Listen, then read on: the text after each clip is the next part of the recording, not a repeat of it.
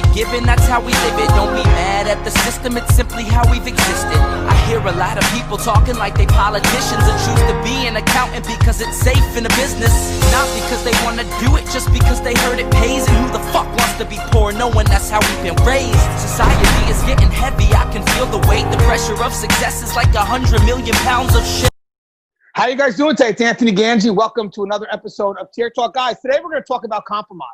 Compromise that must happen in order for us to complete the mission of the agency. So we're talking about compromise between two individuals, compromise between departments, maybe even sometimes compromise between us and the inmate population. And again, it's just so we can get to the overall goal of what is required of us, either from the agency or from just the facility itself. So today we're going to have a great discussion, and we're going to bring on Connie Alleyne, and we're also going to bring on retired major and current professor Lou Soto. Connie, how are you, Connie? Hello, I am well. Connie Alleyne here. I am the founder and president of the Civilian Corrections Academy and the podcast host of the Fly Behind the Wall and Conversations with Connie. I'm looking forward to having this discussion today. So welcome to Lewis. He's joining us today. I'm excited. Where the hell were you going, Connie? You're not on your podcast, Connie. Hey, I just want to also say, I also want to say something, guys. Sometime this week, I'm actually going to, all right. Well, I don't know what happened. We're all messed up. I'm going to keep this one because it's not my mistake.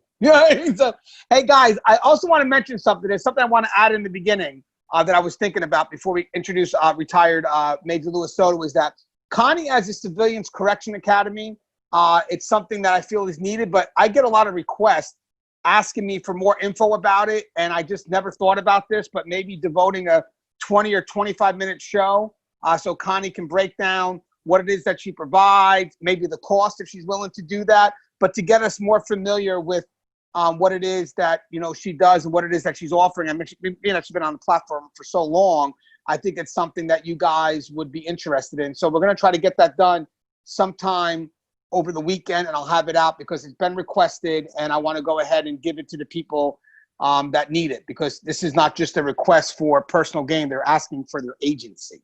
So I want to make sure we get out the information. So we'll do that sometime this weekend, obviously, if Connie has time. Hey, Soto! Actually, it looks like you were already introduced by Connie, so you might as well just take the mic, Soto. Well, thanks again, Connie. I appreciate the intro. Hey, guys, welcome. Retired Major Louis Soto here. I'm also a Rutgers professor. Been teaching there since 2016 in the Criminal Justice Department. Enjoy my time there. This semester is obviously challenging with doing basically distance learning, but we're getting through it. And I'm happy to be here once again on Tier Talk. Yeah, we'd love to have you, obviously. Now, today's discussion is a very high-level discussion, but it's definitely needed because it affects us all. Compromise is really a big part of how we survive in this profession. So when we come back from our sponsors, we're going to talk about compromising from all different levels. I don't know if we're going to be able to cover everything, but there's a general premise here I'm hoping that you guys pick up on, which is basically working together. I mean, that's pretty much what it is. Now, guys, if you haven't, the show Tier Talks for you, brave men and women that work in corrections. So please subscribe, interact, engage, comment, hit that bell. The bell's going to notify you every time I post a video. Then by for our sponsor, and when we come back, compromise. I wanted to attend a university that had an intelligence program. I wanted to look at problems different. I wanted to increase my critical thinking abilities. AMU offered those avenues to expand. Obtaining your degree as an adult, you're actually paying yourself and investing in yourself. You can't put a dollar on it, it's priceless. It's something that can never be taken away from you. American Military University. Learn from the leader. Guys, inmate manipulation is a course that is highly needed. It's the process that's so slow moving and subtle that you don't realize it's happening. When inmates choose to manipulate, they manipulate our need to react. Situational awareness and insight is going to save your career. It's going to save you from doing foolish things. Listen to your gut. So the more insight we have, the more we can recognize what isn't so overt, and we can correct our behavior before we fall into a trap that we can't get out of. allow an inmate to pull you out of your prescribed role, you are opening up a door for a host of problems. Inmate manipulation, the psychology behind inmate manipulation. Available now. Link in description. All right, guys. Thank you guys for listening to our sponsor. Okay, so the reason why I think this is a very important topic, and again, we're going to try to keep this short, but I do want to get the points across. So if we do run a little over, but again, I want to make sure we get the information out there. So I have a feeling that a lot of us, we only stay focused in the departments that we belong to, and we don't realize that there's a bigger picture that we connect to. And I know that you should see it at the administrative level, because that's pretty much our job. We connect the bridges to the different departments, but you may not see it from the front line sometimes. I think you really do start to see the picture when you enter into that frontline supervisory role, because you're going to kind of start connecting to those different departments. I know for me, when I was a frontline officer, I did find myself wanting to learn more about what the other departments did. So I did get a taste of the interactions, but I really had to push for that on my own.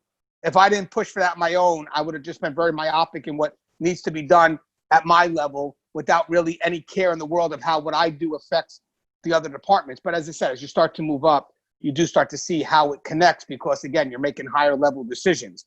But with that said, I guess I'll start with Soto first. Obviously retiring at the high rank of major, as you start to move up, you start to see how the pieces of the agency starts to connect together. When did you first see how important it is for, let's say, custody to really start working with those other departments?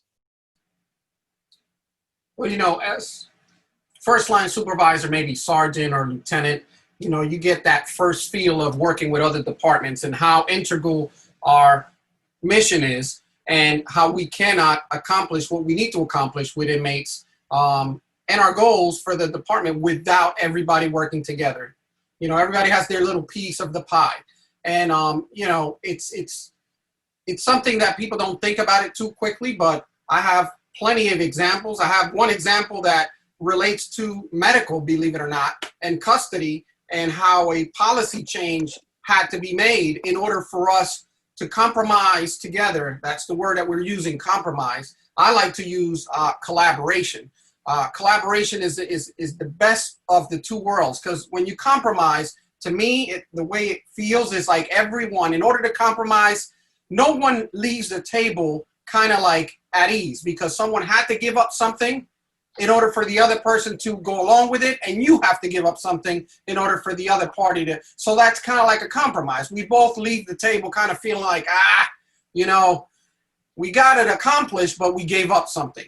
When you collaborate, it's a little bit different, because now you're trying to find that middle ground where, here's the goal, and here's what we need to do in order to accomplish it without me hurting your department and your department hurting mine. And I'll join in and give you an example as soon as maybe Connie gives her 2 cents in about that one and what she feels about it, and then we can go into some examples. I want to share that example with you. Yeah, actually, I do like what you just did real quick before we go to Connie. The reason why I said compromise is because right now, the front line usually sees it as a win-loss, and Soto said it great. This is not a win-loss. So I like the fact that we're going to elevate the dialogue to collaboration. And again, I think that pulls people into of understanding why we're going to call it collaboration, because this isn't a win-loss. You explained it so well, so thank you. I really do appreciate that. And Connie, if you don't mind, I know obviously he mentioned medical, and I know that's sometimes a big issue, medical and custody, because you guys seem to be involved in a lot of stuff together. What's your thoughts on collaboration? We'll say collaboration now. So, collaboration for us is crucial. If we're not working in a collaborative manner, that means that pieces of the puzzle are being excluded from the big picture. And I think that opens the door to some significant liabilities. I think Lewis was really spot on when he mentioned the whole difference between the compromise and collaboration, because I think there are certain aspects of compromise, especially when you come from the medical side of the house, that we can't really compromise on. Like, some things are just black and white. This person could live or die, right? Like, it's you really just that simple.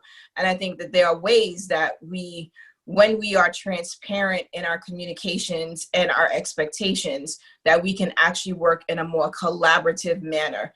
It is when there's that compromise and there's this feeling of I left something on the table or I lost something in this negotiation that, sometimes it just certainly leaves a bad taste in some folks' mouths, whether it's on the custody side or the medical side. Well, I don't know why we had to give up that. It's like, well, it's not really we had to give up something. What the bigger picture is, what the bigger mission is. And in order for us to get there, this is what we had to do in order to make it. So the collaboration piece, I think, is crucial. Right. And as I said, going into a dialogue like this, where you're trying to get the two departments to work together or whatever, just trying to meet somewhere in the middle, your mindset is what's going to determine if it's a compromise or if it's collaboration. Correct, Connie? Correct. So, I think for us, when it comes to the collaboration, it means that we all have to come to the table with an open mind, right? We all have to come to the table prepared to have a discussion, one that's where we're looking to solve a problem, not we're looking to blame anyone or we're looking to take something away from anyone, but we are looking to solve a problem. And as soon as we can solve that problem together, I think that's when we start to build those stronger relationships, making for the next situation to arise much easier for us to manage. I actually saw a problem right there that you solved alone. I don't know if anybody else saw that, but Connie went off screen. But the voice was still there. That's all that matters. So now Soto, obviously, again, kind of echoing what Connie said, the mindset really does matter, whether you see it as a win-loss or whether you see it as we're working together. So what are some of the things at that high level when you were that major where you had to push to the front line of the importance of working together and that this isn't a win-loss? Well, let me give you that example that I was talking about. We have, it's tied into medical. Just think of this, and you'll relate to this, Anthony, because you're in that unit most of the time too. We have a stabilization unit. It's where inmates go when they are, their minds are decompensating or they're on some type of psychotropic drugs or anything like that. And this is a stabilization unit that they're usually there for no longer than 10 days. And you have nursing staff, psychologists, psychiatrists who tend to these inmates on a daily basis. And they have to see them on a daily basis in a kind of like one-on-one scenario, right? So I'm walking into the unit one day and I'm watching them and they're escorting the inmate handcuffed in the front. And our policy there at the institution was that every inmate that needs to be handcuffed must be handcuffed from the rear and their hands must be behind them. But now the medical department had told the officers on the unit that that's not a comfortable way to talk to individuals, that if they want to cuff them, to please keep them cuffed in the front, right? Handcuffs in the front. And that way they're able to sit down comfortably and be able to give more dialogue and be able to be more upfront with the dialogue. So as I watched that, I said, this is not a good thing because it is a violation of our policy. So how do we get this fixed? So this is an actual thing that I had to push up to a higher level. We had to have a sit down and we had to collaborate. I need to make sure that my staff is safe, that the medical staff is safe. Because God forbid, handcuffing an inmate from the front, they still have mobility and they can still attack and they can still have, that danger or risk to staff, correctional or medical. So we sat down at the table and we came up with some solutions, right?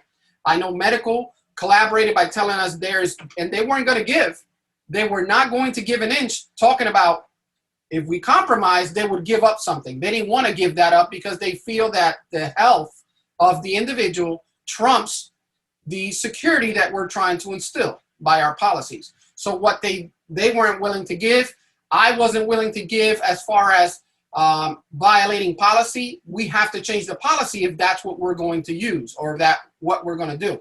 But we did find a place to collaborate because we kind of with experience learned that there is a belt or a chain that you can put around the individual's waist that allows you to cuff them to the front, but those handcuffs are still tethered to that belt or to that chain, giving you what both parties want. One is control of the resident or inmate so that he cannot attack staff or anything of the sort, and medical having them sit comfortably so they can have a face-to-face communication and conversation. And that was perfect. It was everybody won in that case. It was a win-win situation. Yeah, but let me ask you a question, kind of defeating, because this is a great story here. Do you think that it's because both medical and custody believe that the end game is separate as opposed to that we need to do this together? That's for me. Yeah, I actually started that by saying Connie. I was writing my notes. No, okay? I know. I'm just messing with you. I honestly think that was a great compromise. There are very rare situations where, unless there is some medical contraindication for the inmate being handcuffed back towards the back, we don't usually, it's not been my experience that we've pushed against that particular policy, that procedure, because we understand the safety and security side of that. I do know that there are, in the therapeutic process, and they're having a clinical exchange, you want to have your patient, inmate, however you look at it, to be comfortable, to want to sit and have that dialogue. But I feel that you cannot put security on the back burner for the sake of that conversation. You know, I do feel like, yes, that was a great compromise because both parties were able to come to the table and talk about why it was important to them. But I don't know that medical would have really won anything in that instance if custody had decided, no, that's the policy. Unless there is a medical contraindication for changing the way you handcuff somebody, I don't see how you win that kind of that negotiation. Now, I've seen us make some adjustments in instances when we are transporting pregnant women. But I've not seen that otherwise just for a one-on-one interaction. Well, I think in general, and kind of, I'm going to go right back into this because I think that was a great answer. But I wanted to address the prior question where, do you think it's because when we're going into that situation, we're too focused on our independent goals as opposed to seeing where the end result needs to be together? I think it could be the too focused, or it could be, I just don't know why it's important to you, right? I may not know that this is your policy. I may not know all of the possible outcomes for what could happen. Like Louis talking about the inmate still being tethered. As a civilian, if I've not had that experience, I don't understand that that's important, that he doesn't have the range of motion, right? So sometimes it's a matter of educating us so that we know exactly why something's happening. Because if I know it's for my safety, I'm less inclined to push back on that. Right. And I remember, Soto, we discussed this in a prior show too with, I think it was the incident in North Carolina where I think John Neville, and we discussed that maybe we should start doing some type of collaborative training that actually promotes the teamwork and shows success only happens when we help each other to the end game, instead of seeing that custody has to do this and medical has to do this, and at no time the roads meet. You're absolutely correct. I mean, that training that Connie's doing for the civilians, you know, kudos to her, because that's long and gone in our department. We used to do it in New Jersey a long time ago, do non-uniform staff training, and it was done by custody in conjunction with the civilian staff, whether it be medical or classification or any other department. And it's necessary. You see how well the department does when everybody sees that, hey, this is a joint venture. It's not just medical department or just the custody department. We all need each other. Otherwise, we wouldn't get to that final goal. Right. And I think, again, so that's kind of like the first thing we'll discuss, or kind of we'll get ready to move to the next topic. But just basically is understanding that most of the stuff we do in corrections has multiple goals from each department, and we have to make sure that we are not working in an isolated fashion. So if I was a frontline supervisor, I would immediately try to push onto my front line the importance of what we need to do in accordance with what they need to do, so we're not in conflict with the end game. Because now all we're doing is being resistant to each other, because there's something that I could do that maybe messes up everything that the other department has to do. So there's no way that they're going to be accepting of that because I just eliminated them. So I think the one part that I want to get together, I think all of us would agree, is that we have to look at the bigger picture and what's expected from all parties involved. Would Would you agree with that, Soto? I definitely agree. Another instance, we had problems with the education department. They have a goal. They have their viewpoint of what they need to do, and that's to teach the inmates whatever class they're giving them. Our goal was to get the mass movement going, where there's tons of inmates moving at one time, like 50 to 100 inmates moving from their units to their educational programs. So they're moving from buildings. And we did not allow civilians to move in between the inmate movement because it's a mass movement and it's to protect them as well as the inmates, so that there's no confusion. But what often happened was the education department would get mad because we wouldn't let them get to their classrooms in time to be there and prepare their class and be ready for the inmates coming in. It became a struggle. And we were all trying to do the same thing. So that's where we need to understand, hey, our goals may be the same, and we're not communicating to each other why we have to do what we got to do. Right, the communication and answering that why. This is why I have to get it done. This is why you have to get it done. So come on. Because in the end, again, we're just going to wind up being resistant, working away from each other, and just pointing the finger why things can't get done. Right? That's pretty much the end result, right? Custody, education. Come on, guys. Together, we're working as one. The other thing I want to discuss, too, is on an individual level. Sometimes we have to be aware of our own biases, if that makes any sense. Sometimes we come into a dialogue already resistant, for whatever reason. It could be I had a bad day with Soto, or I had a bad day with Connie, and now I'm not willing to give them anything, even though it's so simplistic, And then it's sad when you have someone who's on the administrative level, but who's not an expert in what you do. Well, because you're on an administrative level doesn't mean we're an expert at medical. We're an expert at custody. We're not. We are just facilitators, guys. Let you know that we're facilitators. We're very dependent on our experts, which are our department heads all the way down. So, if we know for a fact where, let's say Connie from medical isn't getting along with Soto from custody, and I'm sitting there like, man, Connie is so smart. Soto is so smart, and yet I can see the answer to this. I see it right in front of my face. How do they not see it? It's personal. It's personal between these two. What's your thoughts on that, Connie, when we're talking about that bias going in that may not allow us to compromise or collaborate?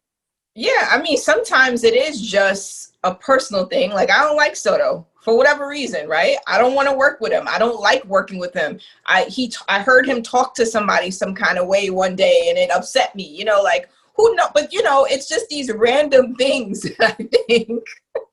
Hold on, Connie. You added a lot to that scenario. That was not related to the topic.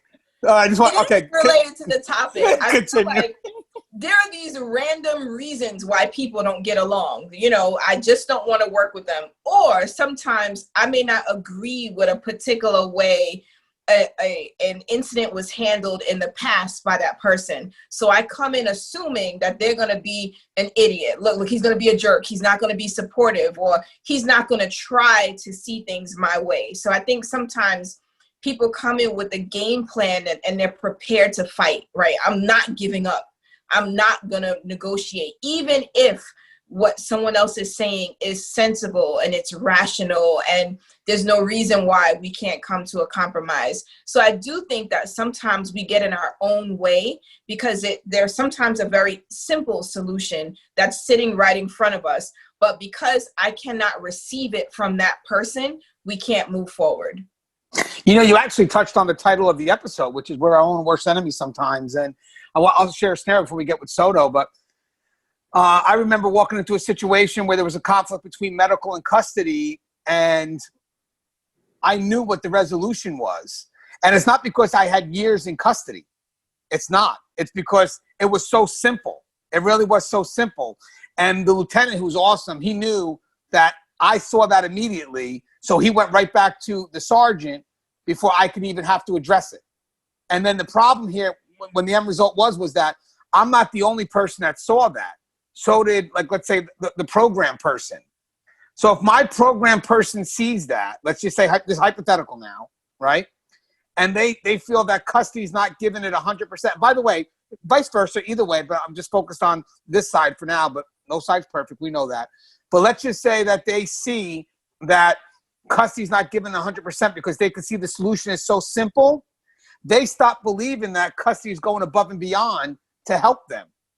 So they're going to be resistant right off the bat because they're going to go back to that time where something was simple and custody wasn't willing to do it.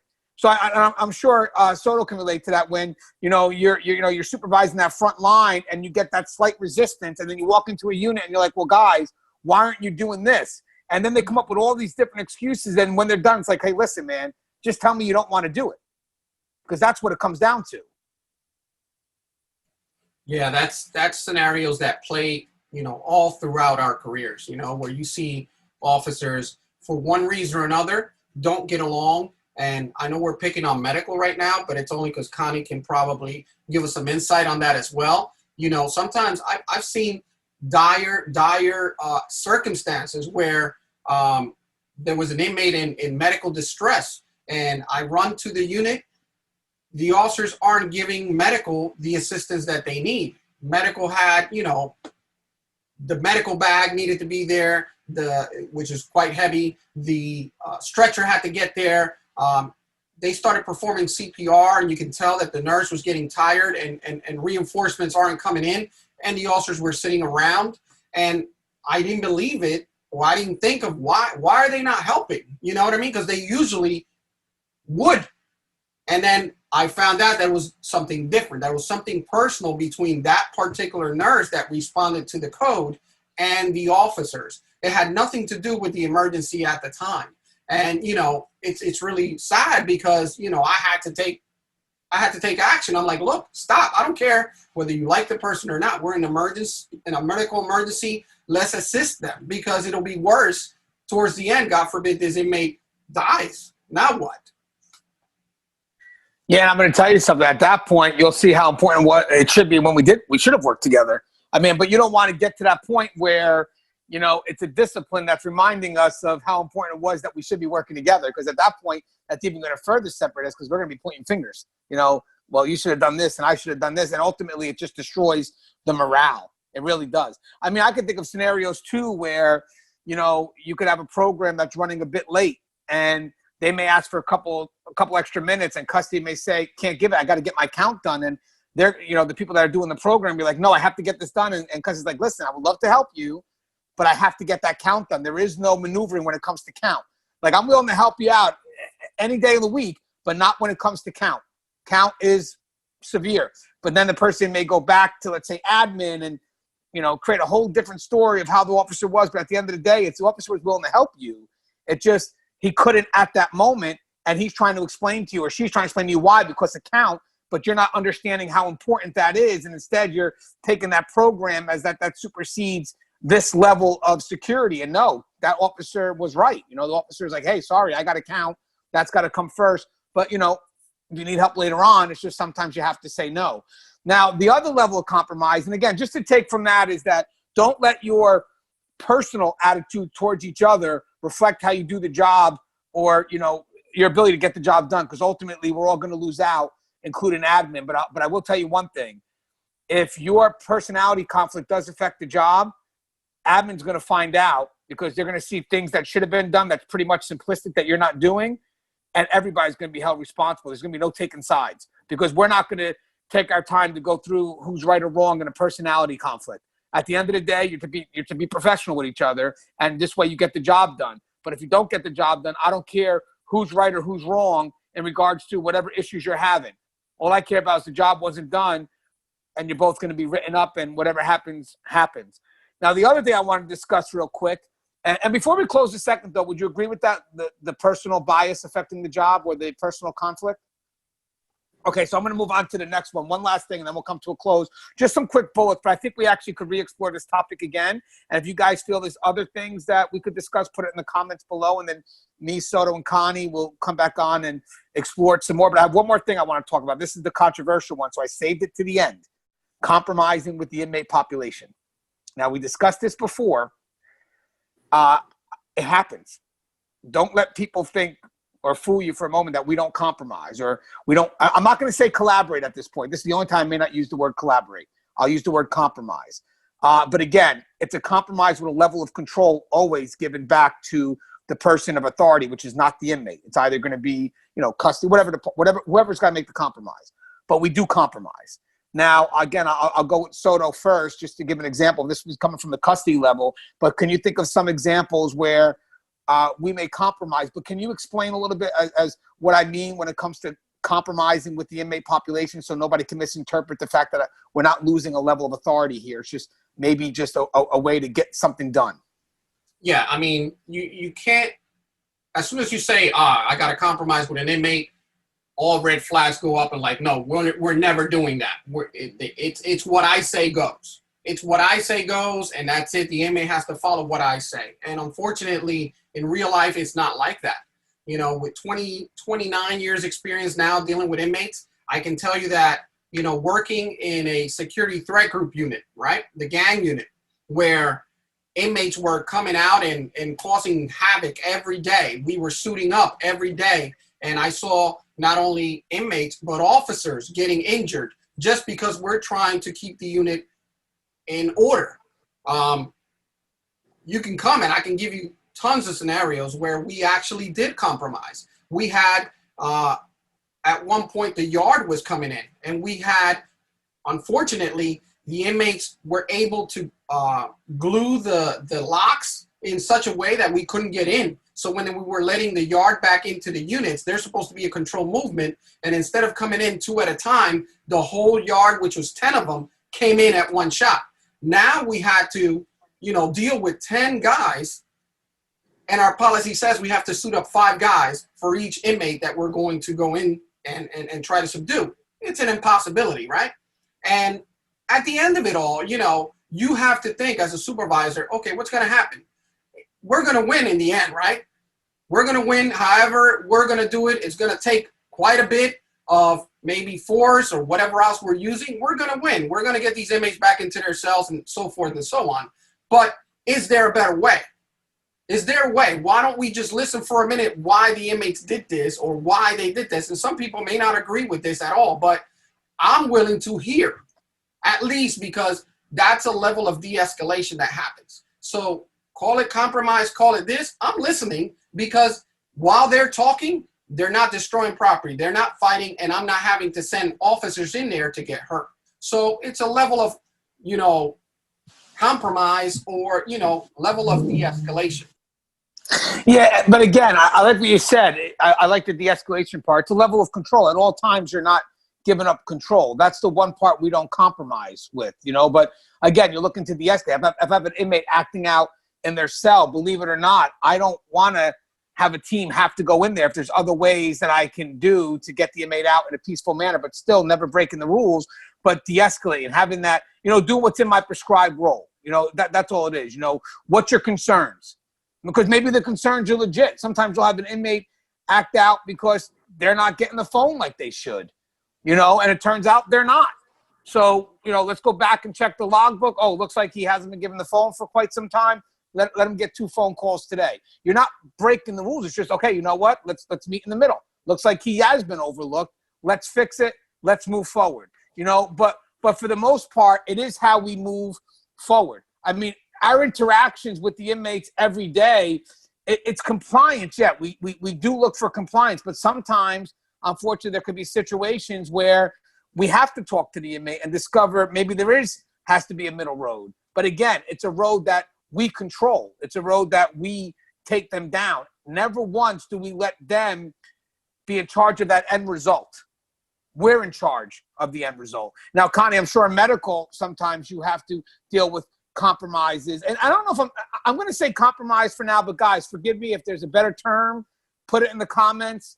I'm just saying compromise, but I don't want this to look at as a win-loss on here because ultimately, we, like Soto said, we win.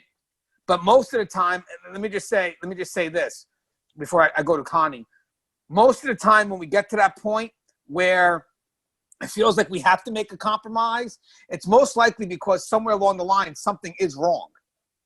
And we have to come in and fix it.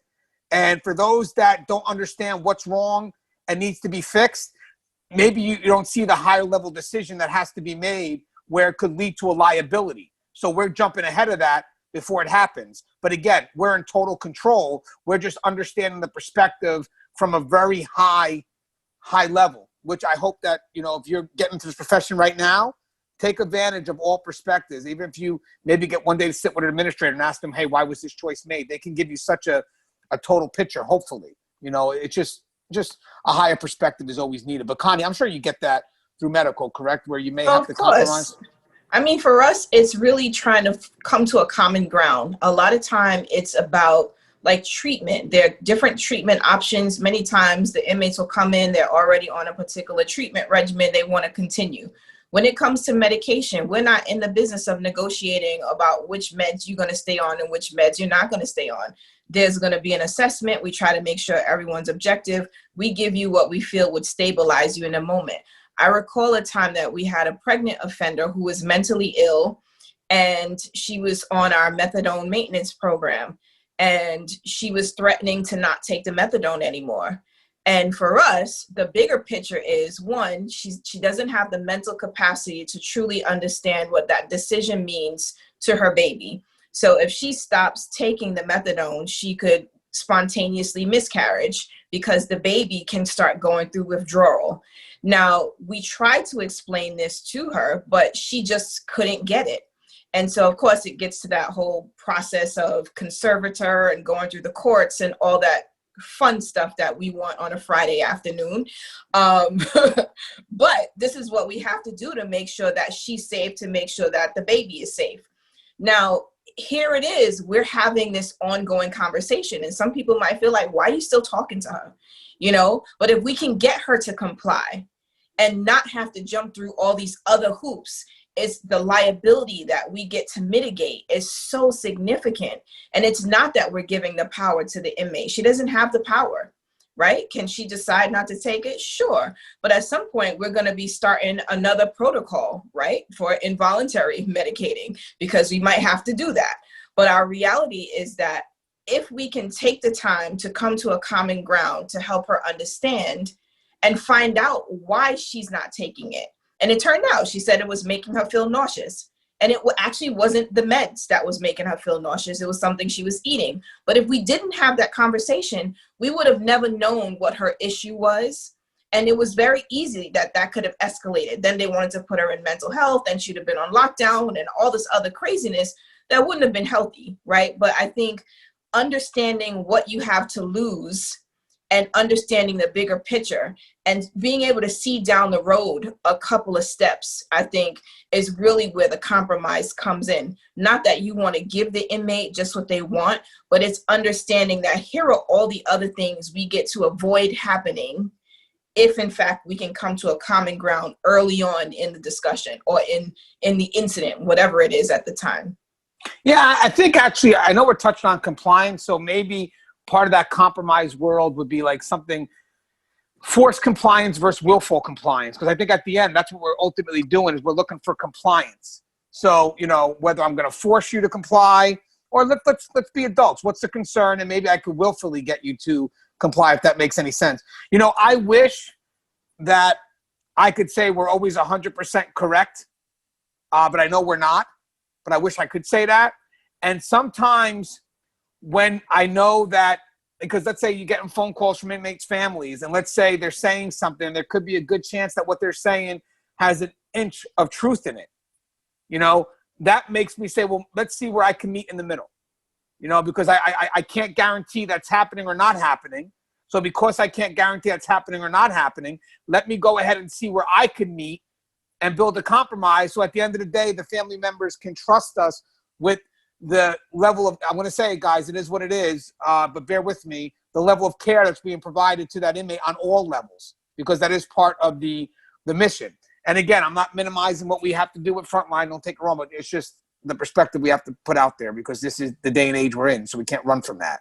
But with that said, you got to listen to the concerns. Now, if I came in resistant to that right off the bat, we're not going to get anywhere. I'm going to stay in my position. They're going to stay in their position at the end. I'm going to wind up probably having to change things anyway, because I'm not the end-all, say-all. But I will say one thing, though, too. I also notice it's about our approach, too. So, like, I'll give you an example just to, if someone comes up and says, like, let's say I'm cussing out and I'm talking to medical right now, And well, no, let's stay with the inmate families. Let's keep it where we're at. So let's say an inmate family member calls, again, hypothetical, not specific, please. But right off the bat, hi, my name is Mr. Gangi. How can I help you? Your fucking officers, blah, blah, blah, did this. I'm going to be resistant right off the bat because I'm already pushing to a defensive mode. As much as I want to be objective, because I don't know what happened yet. I'm trying to figure it out. You just pushed me into a defensive mode. I don't know what happened, but automatically my staff is wrong, blah, blah, blah. And none of us was there to make that. We don't know what happened. So I'm pushing to a defensive mode, which makes me resistant. Sometimes it's best to say, if you're a family calling, like, hey, I don't know what happened last night. This is what my son told me.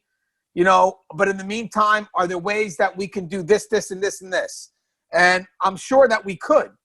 But if you open up the dialogue to the point where I'm pushing off from you, it's hard for me to want to make that effort, because, again, I'm already resistant. But so do you understand where I'm coming from with that, right? When you have individuals that just go right on the attack, and it's like the first thing they say to you, and then what's your response back?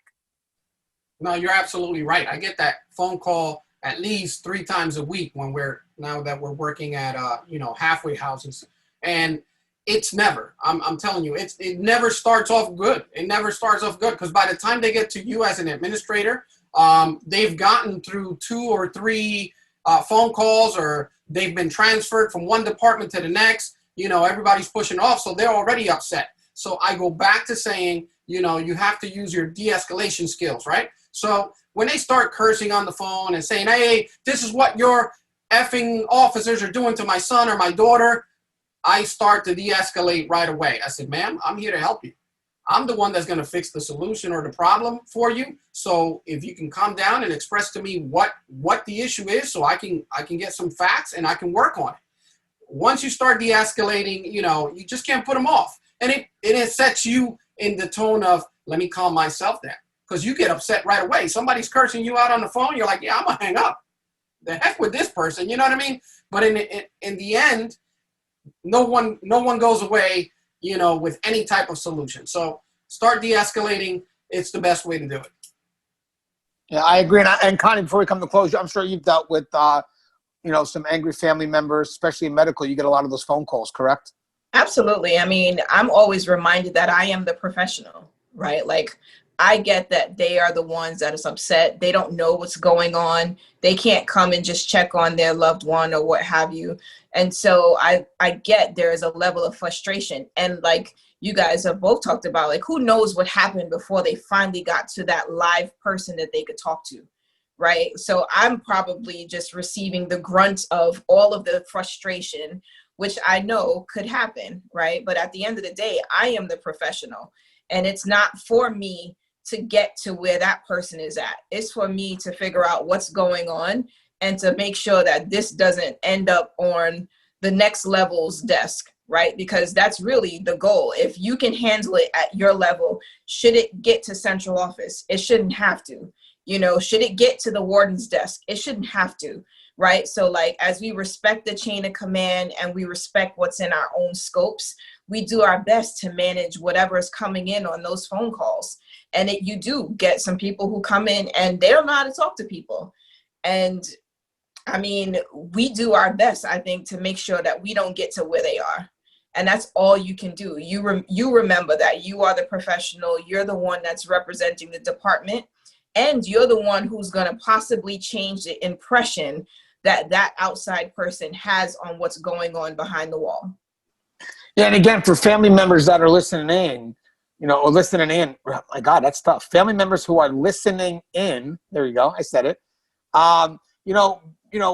When you go to approach that person, try to have that, I know it's tough, but there has to be a level of objectivity, when you're having that discussion, because if you go right in on the offense, it pushes us to the defense, and it's tough for us to build that middle ground to really truly understand what the issue is. Because if we're just going back and forth, all of us I'm just holding my ground, you're just holding yours, instead of us saying, okay, so what's your concern, ma'am? Okay, let's do this. Let me look into that.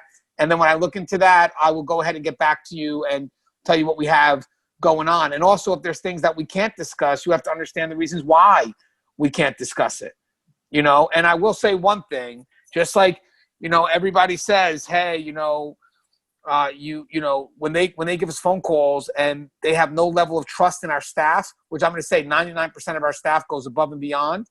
But again, there's always that 1%, you know, and that 1% keeps us on our toes. It reminds us that we don't have a perfect staff and that we have to go ahead and make sure that every matter is looked into objectively and fairly. But before we jump the gun, you know, because we weren't there, I'll look at it objectively on my side. My staff was wrong. We're going to get on them.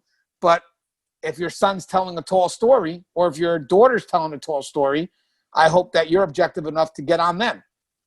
You know, it's fair. Just like you want me to get on my staff, fine enough, but maybe you'll get on the storyteller too if they're telling the story. And then together we'll find – and guys, believe it or not, I've been pretty good with that throughout my career. You know, I've connected with family members and was very fair in what actions I had to take. At that point, I'm concerned with how the family member reacts to the news. So I make sure that if there is something wrong, we handle it. I give it to the right people I can trust.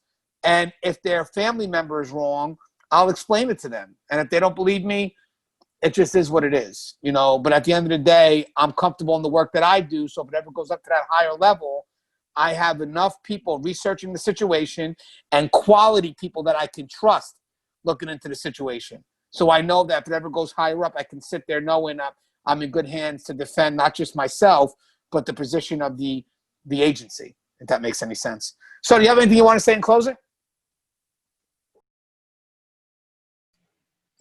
Just telling everyone and all your entire audience, you know, thank you for listening in and tuning in every week and every episode that we're in and discussing these topics, which sometimes are controversial, sometimes they're funny, sometimes, you know, it's Connie and Tony getting into it, but stay safe out there and learn to collaborate.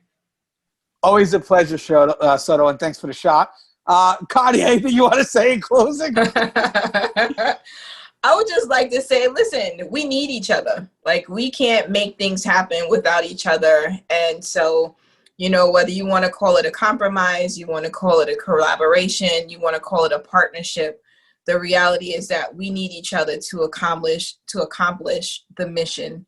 And whatever that mission is for the day or for the duration of your time in the industry, the reality is that you cannot do it alone.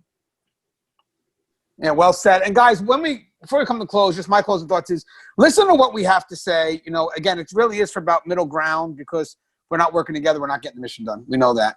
I think ultimately this will also help with employee morale. It's another area that we do have to work on every day. It increases our numbers of support.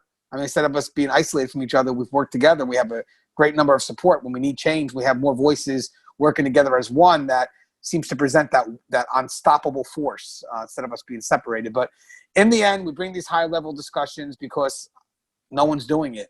And if you're new to this profession, don't wait until you get in these positions to discover the information we're provided here. I'm telling you guys, this is good information that I wish I knew as I moved up because it would help me out in my career now. So you're getting it from people who walked the walk, who've taken the risk, who's made the mistakes, you know, but have also had successes, you know. And everybody here at this table has messed up, but also we have gone above and beyond. So you can learn from everything that we provide, I promise. As always, guys, the show is Tear Off. If you haven't, please subscribe, interact, engage, comment, hit that bell. The bell's going to notify you every time I post a video. Stay safe.